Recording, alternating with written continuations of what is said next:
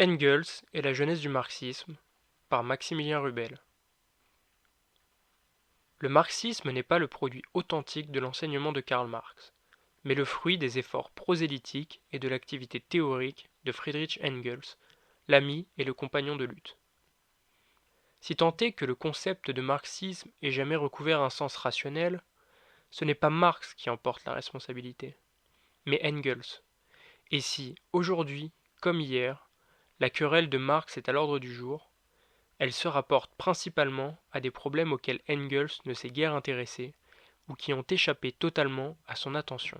Sans que la compétence théorique d'Engels soit entièrement mise en question, il est légitime de se demander dans quelle mesure il pourrait compter dans des controverses concernant des écrits et donc des idées de Marx qui, ignorées ou négligées par son héritier, se situent aujourd'hui au cœur des interrogations suscitées par la crise où se débat l'humanité du XXe siècle.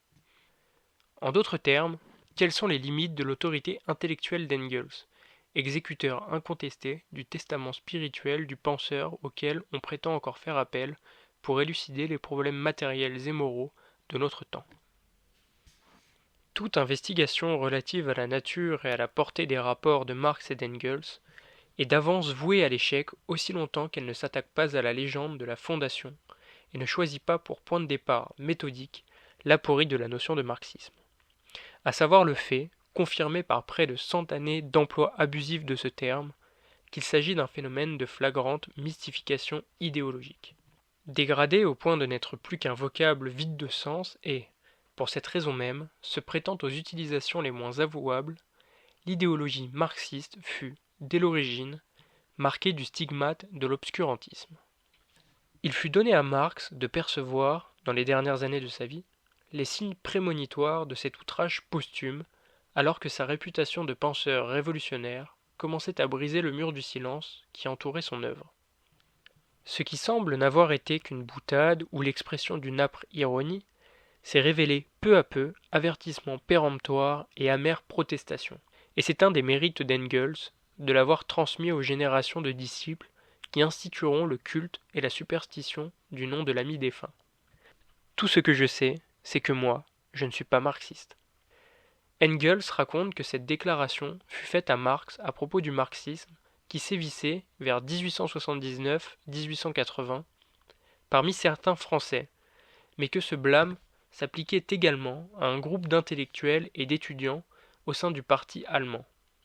Eux et toute la presse de l'opposition affichaient un marxisme convulsivement défiguré. Voir la lettre d'Engels à la rédaction du Social-démocrate, publiée le 13 septembre 1890. La boutade, combien lourde de pressentiments, de Marx fut rapportée par Engels chaque fois que l'occasion s'en présentait.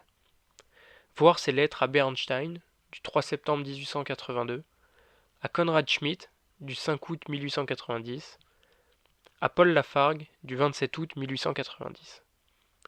Le révolutionnaire russe, German Alexandrovitch Lopatin, qui rencontra Engels en septembre 1883, s'entretint avec lui des perspectives révolutionnaires en Russie. Le récit qu'il adressa en septembre 1883 à un membre de la Narodnaïa Volia contient ce passage. Je vous ai dit un jour, vous en souvenez-vous, que Marx lui-même n'a jamais été marxiste. Engels raconta que lors de la lutte de Brousse, Malone et Si, contre les autres, Marx avait dit un jour en riant « Je ne puis dire qu'une chose, c'est que je ne suis pas marxiste ». Dès 1869, Marx avait conseillé à une délégation syndicale de ne jamais s'enchaîner à des individus, mais d'avoir toujours présente à l'esprit la cause et de ne nous faire notre jugement que d'après elle. Que vous importe Liebknecht, Schweitzer, que vous importe ma personne, rien que la cause. Telle est la vérité. Ce n'est pourtant pas sur le ton de la plaisanterie que Marx, lors d'un voyage en France, communiqua à son ami son impression sur les querelles socialistes au congrès simultané de Saint-Étienne et de Roanne en automne 1882. Les marxistes et les antimarxistes, écrivait-il, ces deux espèces ont fait leur possible pour me gâcher le séjour en France. Lettre à Engels du 30 septembre 1882. Sur son désaccord avec les marxistes russes, voir la lettre de Marx à Vera Zasulich de 1881, à propos de l'avenir de la commune paysanne en Russie. Si Engels eut à cœur de léguer à la postérité cet avertissement lourd d'appréhension, il n'en a pas moins cédé à la tentation d'accorder au concept de marxisme, injustifiable par sa connotation idéologique, la sanction de son autorité. Gardien et continuateur d'un enseignement à l'élaboration duquel il n'avait contribué que pour une part modeste, et persuadé de réparer un tort en glorifiant le nom de l'ami vénéré, il a accepté le risque de favoriser la genèse d'une idéologie aux conséquences mystificatrices incalculables. Les déclarations d'Engels à cet égard sont formelles, et ne laissent pas le moindre doute quant à la paternité des découvertes scientifiques qui sont toutes attribuées au seul Marx. De ces déclarations, la plus significative est la note insérée par Engels dans un écrit qui devait démontrer la continuité de la philosophie allemande en élevant son plus digne héritier, Karl Marx, au rang de fondateur de système. Ludwig Feuerbach est l'aboutissement de la philosophie classique allemande, 1888. C'est dans ce travail qu'Engels fit le geste solennel de baptiser la tendance ou la théorie issue de la dissolution de l'école hegelienne, tout en affirmant avoir pris une certaine part personnelle non seulement à la fondation, mais surtout à l'élaboration de la théorie. Engels précisait « Ce que j'y apporte, tout au plus, à l'exception de quelques branches spéciales, Marx aurait bien pu l'accomplir sans moi. Marx était un génie, nous autres, tout au plus, des talents. Sans lui, la théorie serait aujourd'hui bien loin d'être ce qu'elle est. C'est donc à juste titre qu'elle porte son nom. » La conclusion de cet écrit, où Marx se voit consacré à la fois héritier et fondateur d'une philosophie, ne saurait donc surprendre. Le mouvement ouvrier est l'héritier de la philosophie classique allemande. Ainsi Engels avait bouclé la boucle et fait subir à la pensée marxienne la culbute fatale que son ami croyait avoir réussi en renversant la dialectique hegelienne. Aujourd'hui, à l'approche du premier centenaire de la mort de Marx, ces effets vont s'étaler au grand jour. Lorsqu'Engels s'est résigné à reprendre de la bouche de ses adversaires des formules telles que marxiste et marxisme, ce fut avec l'intention de changer en titre de gloire une appellation inventée et honnie par des adversaires du communisme dit autoritaire. Il ne se doutait pas que ce geste de défi allait favoriser la naissance d'une nouvelle superstition ou idéologie en comparaison de laquelle toutes les anciennes ne sont qu'enfantillage. On peut suivre la genèse de la mythologie marxiste à partir des conflits au sein de l'Association internationale des travailleurs. Le désir de marquer l'adversaire et ses idées rendait les anti-autoritaires, l'anarchiste bakounine à leur tête, assez inventifs pour créer des vocables tels que marxide, marxiste, marxisme, etc. Dans le cours des affrontements, les adeptes de Marx, surtout en France, prirent l'habitude de s'approprier une dénomination en guise d'étiquette politique, pour se distinguer des autres fractions du mouvement socialiste.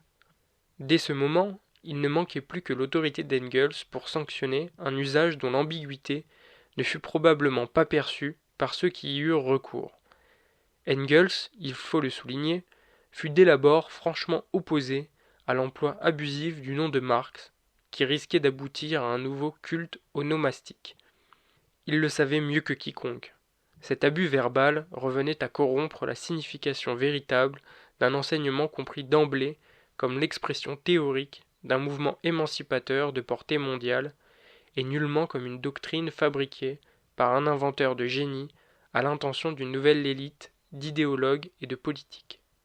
Mais sa résistance faiblit lorsqu'il dut se prononcer entre les multiples tendances du mouvement ouvrier en France, chacune des deux grandes fractions, possibilistes, etc., contre collectivistes, etc., ayant décidé en 1889 d'organiser son propre congrès ouvrier international. L'embarras d'Engels fut alors manifeste. Aussi chercha-t-il à conjurer le danger de la confusion et de la corruption verbale et idéologique en guillemettant les expressions injustifiables telles que marxiste et marxisme, ou en usant de formules telles que les soi-disant marxistes. Lorsque Paul Lafargue exprime son appréhension de voir son groupe passer pour une fraction parmi d'autres du mouvement ouvrier, Engels lui répond : Nous ne vous avons jamais appelé autrement que les soi-disant marxistes, et je ne saurais pas comment vous désigner autrement. Avez-vous un autre nom, tout aussi court ? Dites-le, et nous vous l'appliquerons avec plaisir et dûment. Engels à Lafargue, 11 mai 1889. Une fois engagé sur cette pente de la concession nominale, Engels ne pouvait plus reculer, et il lui fallut faire le dernier pas. Il s'y décida au moment où il crut assurer le triomphe des collectivistes, dirigés par Guesde et Lafargue. Dans une lettre d'Engels alors à Lafargue, du 11 juin 1889, il dit : Mais l'avantage acquis sur les anarchistes après 1873 s'est trouvé remis en question par leurs successeurs, et je n'avais donc pas le choix. Maintenant que nous sommes victorieux, nous avons prouvé au monde que presque tous les socialistes d'Europe sont marxistes. Ils se mordront les doigts de nous avoir donné ce nom, et ils resteront en carafe avec Heinemann pour les consoler. Étrange coïncidence. C'est au même Heinemann, dans une lettre du 2 juillet 1881, que Marx avait déconseillé de se référer à son nom dans le programme du nouveau parti anglais. Voici ce qu'il dit. Dans les programmes de parti, il faut tout éviter, qui laisse apparaître une dépendance directe par rapport à tels auteurs ou à tels livres. Craignant d'être un jour canonisé par des disciples indésirables, Nietzsche sut encore écrire son Ecce Homo. Pareille précaution ne semblait pas s'imposer dans le cas de Marx, qui n'a pourtant pu élaborer et livrer au public qu'une faible partie de l'œuvre en projet.